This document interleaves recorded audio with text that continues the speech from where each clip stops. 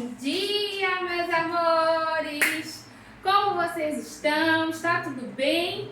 Olha, eu espero que sim. Já pedi a Deus que esteja tudo bem com vocês. Aqui está tudo bem, graças a Ele.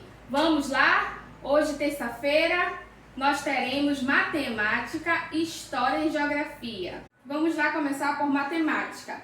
E na última aula de matemática, foi na nossa aula online, nós resolvemos expressões numéricas com as 4 operações, com adição, subtração, multiplicação e divisão. Vamos lá. Hoje nós vamos continuar resolvendo atividades sobre expressões numéricas, as 4 operações. São problemas. Vocês vão ler, interpretar e resolver as expressões. Vamos lembrar que quando eu tenho uma expressão numérica, vamos lá, deixa eu colocar aqui um exemplo. Quando a expressão numérica tem as 4 operações, adição, subtração, multiplicação e divisão, eu vou sempre resolver primeiro a divisão ou a multiplicação, o que vier primeiro.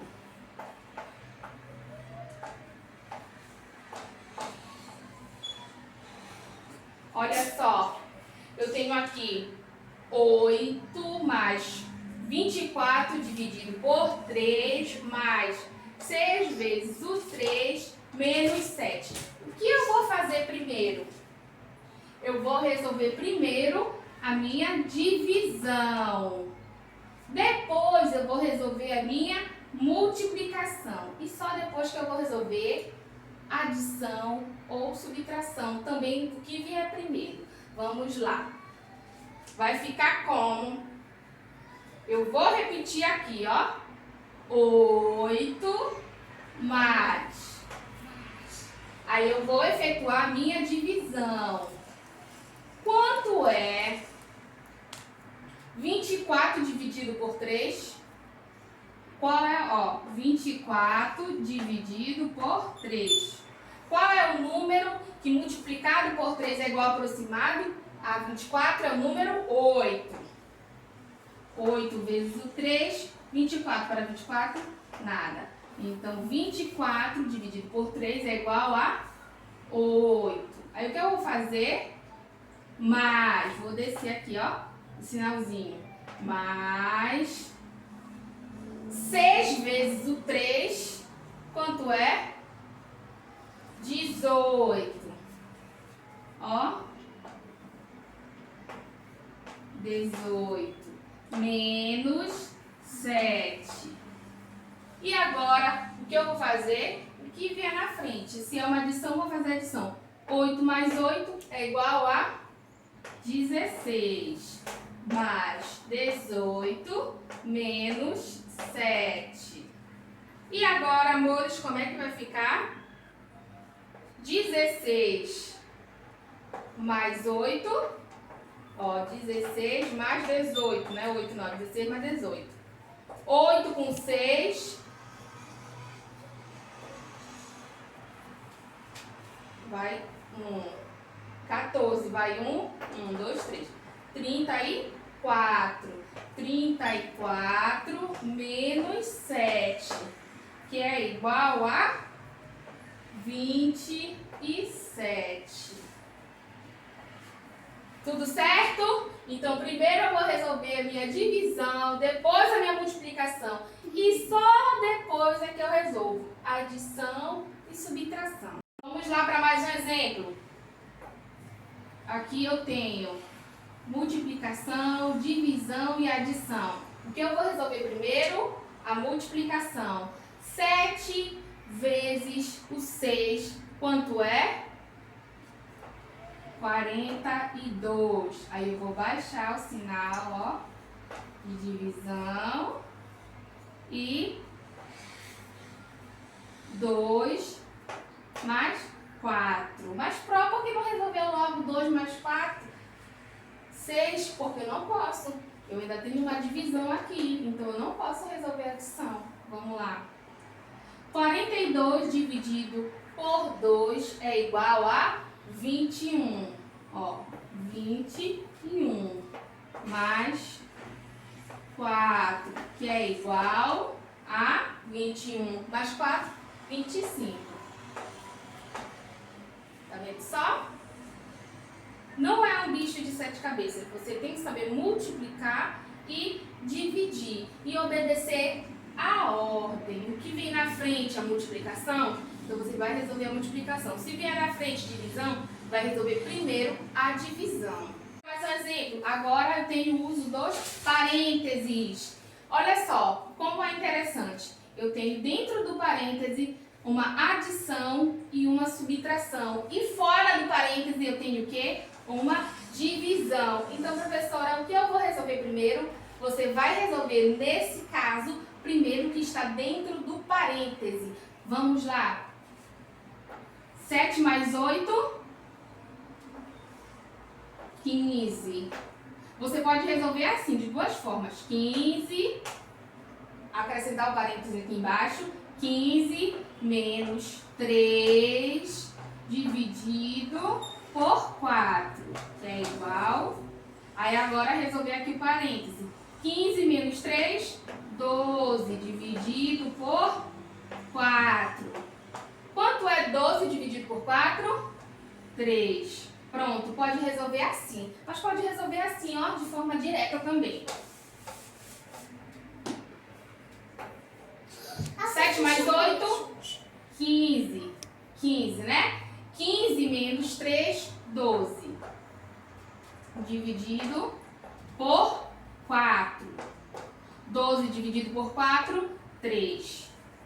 Pode ser dessa forma mais direta. Mas se você for fazer 15 menos 3, vai ter que acrescentar o parêntese aqui embaixo. Vamos lá agora, mais um exemplo de expressão numérica. Agora esse exemplo eu tenho 2 parênteses para resolver.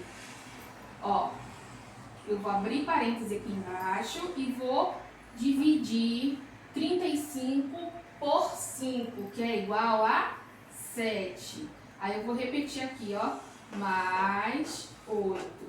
Primeiro eu fiz a divisão, fecho parêntese, menos, abro parêntese, porque eu vou primeiro multiplicar aqui, ó, 7 vezes o 6, que é igual a 42, dividido por 3. Vamos lá agora. Quanto é 7 mais 8? 15. Menos 42 dividido por 3 é igual a 14. Que é igual 15 menos 14 é igual a 1. Tá vendo como não é fácil? Tá vendo como não é difícil? É só obedecer a ordem e saber multiplicar e dividir, que a gente já trabalhou isso diversas vezes. Multiplicação e divisão foi o que a gente mais trabalhou. Então, você já sabe multiplicar, sabe dividir, obedecer às ordens. Agora, faça uma atividade da página. Vamos ver, da página...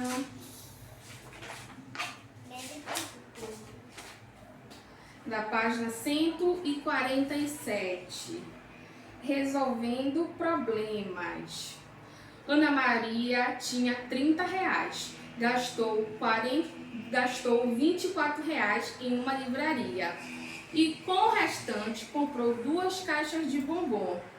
Olha, ela tinha 30 e retirou 24. Com o que sobrou, ela comprou 2 caixas de bombons. Então você vai fazer 2 operações aqui na primeira questão. Segunda questão. Marcos levou 54 laranjas e 39 tangerinas, amo tangerina, gente, amo, para vender na feira, mais 10 frutas estragaram. Daniel levou 50 peras e 40 mangas para vender na feira, mas 7 frutas estragaram. Que pena. Letra A. Escreva 2 expressões numéricas para representar a quantidade de frutas que restou para cada vendedor. Vocês vão escrever, no caso, a expressão tanto de Marcos quanto de Daniel. Com quantas frutas cada um ficou para vender? Aí você vai somar, né? A quantidade de frutas que um e a quantidade de fruta de outro. As frutas que restaram para eles venderem. Fora as estragadas, não é para contar com as estragadas. Elabore um problema que possa ser resolvido com a expressão numérica 2 vezes o 20 menos 12 menos 9. Você vai fazer um problema, vai escrever um problema que possa ser resolvido com essa expressão que está aqui no livro, viu? Hoje em História nós vamos falar sobre o povoamento do interior e as descobertas de novas riquezas. No século XVIII, houve um grande aumento na população do território, fato que foi causado pelas descobertas de ouro e pedras preciosas em regiões hoje denominadas como Goiás, Minas Gerais, Mato Grosso e Bahia. Esta população se alojou em povoamentos dispersos no interior do território, mas estes logo foram esvaziados. Na medida em que as preciosidades, as pedras preciosas foram se esgotando, o povo foi se dispersando, foi indo para outros lugares. O povoamento ocorrido no interior do território teve intenção de explorar e extrair riquezas de lá, mas este também trouxe alguns benefícios. Este povoamento trouxe alguns benefícios, como a abertura de estradas que dava acesso às regiões litorâneas e fortalecimento de ligações entre os criadores de gado. As expedições organizadas para explorar o interior do território, elas tinham um propósito de procurar riquezas minerais, tais como ouro, prata e pedras preciosas. Essas expedições foram denominadas como estradas e bandeiras. Eles tinham também o objetivo de caçar e aprisionar índios para escravizá-los. Não era uma tarefa fácil organizar essas expedições e muito menos explorar o interior do território colonial, porque havia a necessidade do preparo e de muitas previsões, como alimentos, armas e instrumentos que deviam ser transportados por animais e pelos próprios exploradores. Outra tarefa difícil era reunir homens que estivessem dispostos a penetrar mata adentro e permanecer muitos meses no interior, sem a certeza de que eles retornariam com vida para seus povoados e com êxito, né? Eles não tinham certeza se eles trariam essas riquezas que eles tinham saído para encontrar. Muitos dos bandeirantes eram filhos de portugueses e indígenas, e eles falavam uma língua que misturava a língua indígena tupi e o português. E essa língua, essa mistura de línguas, era denominada como língua geral paulista. Esse assunto sobre o povoamento do interior e a descoberta de novas terras está na página 92, 93 e 94 do livro de História. Nossa, Pro, é muita coisa. Não, vocês farão a leitura. Hoje nós não iremos fazer atividade de História, vocês farão a leitura desse assunto na página 92, 93 e 94. Não é muita coisa, viu? Olha a preguicinha. Olha só na página 92. Vocês vão ler aqui. Na página 93 tem Os Bandeirantes. Vocês vão ler também. Muito do que eu falei tem aqui. Na página 93 tem o mapa. Tem o mapa, ó, das expedições coloniais. E aqui a página 94 também, que é só isso aqui, gente. Não é muita coisa. Leiam com calma. E na próxima aula nós vamos continuar com esse assunto. Aí sim vocês farão a atividade de história. Em geografia, nós falamos na última aula sobre a população. E hoje nós vamos falar sobre os movimentos migratórios. As pessoas saem do lugar de origem por diversos motivos, entre eles desastres naturais, perseguição política ou religiosa e até guerra, buscando um novo lugar com melhores condições de vida. Às vezes ficam um período e voltam para seu local de origem. Outras vezes se mudam definitivamente, como foi meu caso, que vim do estado do Pará para Salvador. Esse movimento é chamado de migração e as pessoas que se mudam são migrantes. Então, os emigrantes são as pessoas que saem do seu país de origem para viver em outro lugar. E os imigrantes são aquelas pessoas que se estabelecem em outro país. Não entendi nada. Migrantes são aquelas pessoas que mudam de estado, que mudam de local dentro de um país. Eu sou uma migrante, eu vim lá do estado do Pará, mas eu não saí do Brasil. Emigrante quer dizer quem sai de um país para viver em outro. E imigrante quer dizer quem entra em um país para se instalar e viver. No século XIX e início do século XX, chegaram ao Brasil imigrantes europeus, entre eles portugueses, espanhóis, italianos e alemães. Até aí os europeus. Mas também vieram o quê? Os japoneses. Esses estrangeiros, eles contribuíram com o seu trabalho para o desenvolvimento de muitas atividades, como as lavouras de café e posteriormente as fábricas que surgiram nas cidades.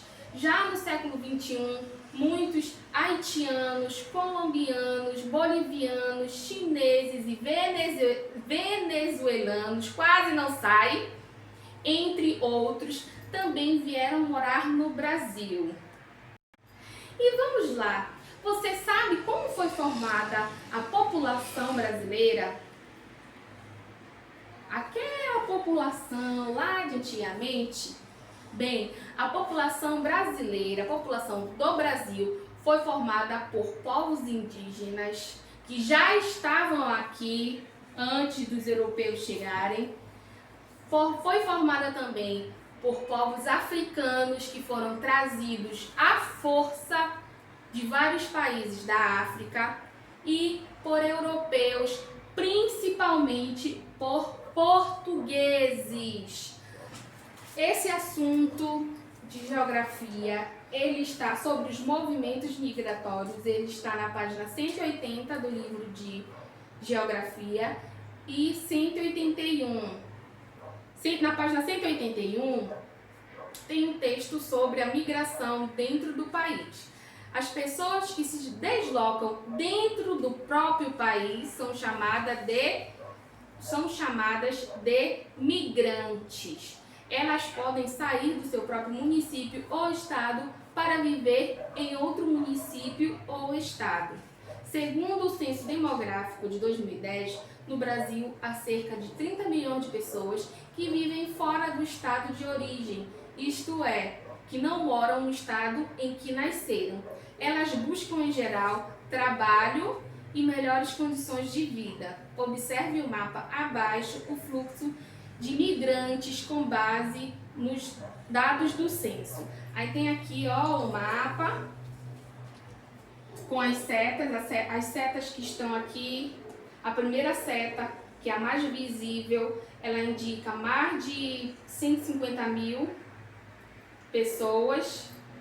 A seta média indica 50 a 150 mil pessoas e a mais fininha ela indica menos de 50 mil pessoas. De acordo com o mapa, quais os estados que tiveram o maior fluxo de imigrantes do Brasil? Bem, aqui no mapa foi São Paulo, ó, São Paulo e estados da região Nordeste. Dá para vocês verem aqui, ó, São Paulo e os estados da região Nordeste foram os estados que tiveram os maiores fluxos de migrantes no Brasil. Vocês farão a atividade da página 183 do livro de Geografia. É uma pesquisa que vocês farão, ó. Faça uma pesquisa na biblioteca da escola, nós não estamos na escola. Consulte pessoas mais velhas, vocês podem fazer isso, consultar pessoas mais velhas, ou converse com seu professor para responder as questões a seguir. O que vocês vão fazer? Vão conversar com os pais de vocês, com o pai, com a mãe, tio, com a avó, avô, e vão responder aqui. Olha, letra A. No município onde você mora, há migrantes vindos de outros estados ou imigrantes? Lembrando que imigrantes são aquelas pessoas que saíram de um estado ou município e foram para outro, mas dentro do mesmo país. E imigrantes são as pessoas vindas de outros países. Bem, a primeira de imigrantes vocês já sabem, né? A Pro aqui. Vocês conhecem a Pro e a Pro veio do estado do Pará. Eu sou uma migrante. E imigrantes são aquelas pessoas vindas de outros países. De onde eles vieram? A Pro já está dando uma resposta aqui. Veio lá de Belém do Pará. Letra B. Você identifica alguma contribuição cultural dos migrantes e imigrantes no município? No seu município, aqui em Salvador, no caso. Qual? Isso tudo você pode pesquisar lá na internet também, viu? C. E você sempre viveu no mesmo município? Se não, qual o nome do município de sua origem e em qual estado ele fica?